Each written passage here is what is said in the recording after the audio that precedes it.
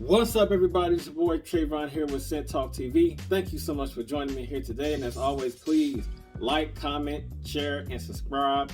And make sure you hit that notification bell so you don't miss anything. And I really do appreciate all the love and the support that you guys give. All the comments in the comment section below, leave them down there with all your experiences and concerns and your opinions about the fragrances that I review. And my subscribers, thank you so much for everything that you guys do. Thank you so much for subscribing. Thank you so much for everything. But without further ado, let's jump into this review. So today I will be doing a little bit of a comparison, video. Which one I would prefer, which one you guys would prefer from the house of Versace Eros. Well, Versace is Versace Eros. Now, a little bit of backstory on this. When I was like just fresh in my journey in collecting, this is one of the first ones that I bought, not knowing how it smells. I blind bought it. This fragrance here is what got me, one of the fragrances that got me started in collecting. I was blown away when I first smelled this. That was back in 2019. That's when I started to, like the beginning of 2019, that's when I started collecting and, becoming a connoisseur and, things like that. So let's just get into, here's the bottle and all that. This is a 6.7, I believe. Yep, this is a 6.7 ounce bottle of the original sprayer. It's nice, but the juice, as we all know, Versace Eros is a fresh, minty, fruity vanilla. It has some woodiness in here as well. This is great for, beginners. This is good for beginners. This is good for, for the younger guys that's still in school and college, good party boy scent, good club scent. It has that compliment, that high compliment factor to it where you can easily pull off in like all year round. To me, in my opinion, you can pull this all year round. I mean, you will offend people for, people around you for spraying too much. If you spray too much, it'll choke you out. It's still a beast of a performer. This one has the notes of in the top mint, green apple, lemon. The mid is tonka bean and Boston geranium. And the base is you got Madagascar vanilla, Virginian cedar, Atlas cedar, vetiver, and oak moss. So, yeah, you do get a blast of that that green apple minty vibe. It's a citrus too. It's a little bit citrusy as well from that lemon. As it dries down, you get that citrus sweet heavy tonka bean, and then you get a little bit of ambroxan, not too much. Then you get that green rosiness from the geranium that gives it a masculine floral on top of like the mint and the apple, as well as that lemon with the citrus vibe. Then as in a dry down, you do have those same components. The added note of vanilla and that spicy woodiness from the cedarwood really comes into play. I really don't get a lot of vetiver or oak moss out of this, so I would say throughout the longevity of the fragrance, I did spray it on myself before I recorded this video. You do get a lot of that green, minty, fruity vibe, as well as that vanilla and that tonka bean. This is excellent. Now, with all three, I get excellent performance. A solid 7 to 8 hours plus. This is fantastic. Next up, we have Versace Eros, Versace Eros Eau de Parfum. Same style bottle, just Eau de Parfum is at the bottom. Everything is pretty much the same bottle as the original. Same atomizer as well. Now, this one, the Eau de Parfum, the difference between the original is more fruitier. In the opening, it's way more fruitier. It has a lot more of that green minty spice. It does have added notes of fruitiness. You got candy apple, you got lemon, you got mandarin orange, as well as some bitter orange. You got those added notes of the candy apple, the mandarin orange, and the bitter orange. That's in here. The bitter orange is in the base. The notes in here is mint, candy apple, lemon, mandarin orange in the top. Middle notes is ambroxan, geranium, and clary sage. Base, vanilla, sandalwood, cedar, patchouli, leather, and bitter orange. You get basically the same scent profile in the original, but it's more fruitier. It's more fruitier, and it's more a little bit of a fresh spice vibe from this. Not too mature. Well, yeah, it's not too mature, but it is mature a little bit. But it doesn't stray away from that youthful playfulness either.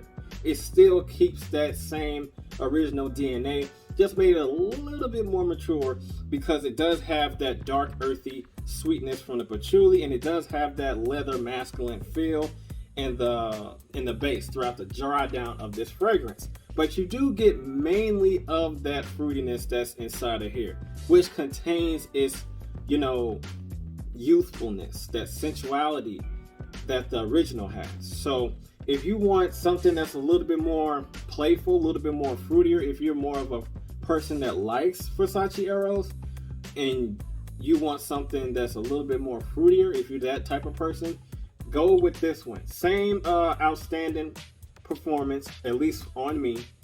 You get here just like the original. Last but not least, it's the latest flanker, the latest one of Versace Eros. It is Versace Eros Parfum. Now, this one has the same scent profile as the two that I listed. It has the same amazing performance, and all three of these solid 7 to 8 hours. Fantastic. This one is a little bit more fall and winter oriented. It's more mature. It does have a nice density of notes that's inside of here. It does kind of keep that same scent profile. Amber and tonka bean is what you get throughout the longevity of the fragrance, and it's also listed in the note breakdown, but mainly you get amber and tonka bean on top of some apple and a little bit of geranium, that rosy green geranium. The notes in here, in the top is lemon, mint. Middle notes is green apple and geranium. Then the base is amber and tonka bean. So all those notes in the top and the mid is within the other one, the other two that I listed. But I don't think that green apple is in. No, the green apple is not in the Eau de Parfum. It's not an Eau de Parfum, but they put it back in this one. So you do get a lot of warm, sweet coziness from that amber, accompanied by that tonka bean inside of here, which gives it a lot of density and sweetness on top of a dark, fruity, masculine, floral vibe that you get in this. It's fantastic. So the opening, you do get a lot of that citrus. Everything is like dark and rich and sweet. The lemon, dark, sweet. It's just takes the previous two and brings a lot of boldness into it. Makes it a little bit more masculine. Makes it a little bit more, it's this one, I can admit, this doesn't project loudly like the last two, because of the highly concentrated oil. By being a parfum, the oil in here is more oil than the other two, so it brings a lot of heftness. It sits a little bit closer to the skin, but it's no slouch. This is no punk at all as far as like performance, but it sits a little bit closer to your skin, but not too close. People will still smell you, because that's how Versace Eros rolls. It's loud, it smells fantastic, you will get noticed. But this is more of a chilled, mellow, older gentleman type of version of the previous two from the original and the Eau de Parfum. This is more of the older man that is that's like the older guys that like wants to keep up with the kids, with the slang and the hip knowledge and the clothing and stuff like that. Just want to keep up with the kids, but it still has that maturity and that playfulness too. They still have that youthfulness of the older gentleman. This is it right here. Just an analogy, but yeah, this is fantastic. All three of these, fantastic. They stay true to the DNA of each other, but it strays away a little bit, not too much, just a little bit down in their own path. But this is more down its own path, a little bit, like more than the first two. But this is more going down its own path. It's more warmer, it's more richer, it has a lot of density with the notes that's involved in this one. You still get that same DNA from the other two. It doesn't stray away from each other at all. But this one is more for the older gentleman. So the Eau de Parfum is more in between. It's more in between. Youthful, but still leans a little bit more mature. But it stands like between, like I say, 25 and 30. This is more 30 on up. The Parfum. And the original is more, high school, college guys, on up. But if you would have asked me which one I would prefer, it's kind of hard because I love all three of them. But if you would have asked me, I would go for the Eau de Parfum. Eau de Parfum, it's a split between the original and the Parfum. It's a split between the two. It's sweet, it's fruity, and it doesn't stray away from those two at all. It's more in between.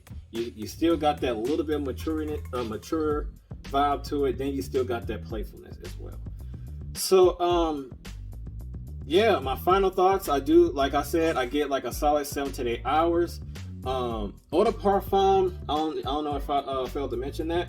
Eau de Parfum is has a lot of versatility. You can wear it, fall, winter, spring, and summer. But if you, in my personal opinion, I'll wear this more towards like spring, early summer. The original is all year round. I'll wear the original all year round. Spring, summer, fall, winter, all year round. Has a lot of versatility. Wear it at work, but like I said, control the sprays of it. But the Parfum is more fall and winter time. It has the density of sweetness and the performance of this one, and especially the concentration of the oil is in here, is more suited for the fall and winter time. And yeah, great either or, you can't go wrong. But it's all about what your taste is. More fruity, mature, sweetness. It has it all in all three. But I would choose the Eau de Parfum. That's my opinion. But that's all I got for ScentTalkTV. I don't want to make this video too long, but that's all that I got for those three. And as always, like, comment, share, and subscribe, and hit that notification bell so you don't miss anything. And I will see you in the next video. Be safe, be blessed, and have a good one. Take care.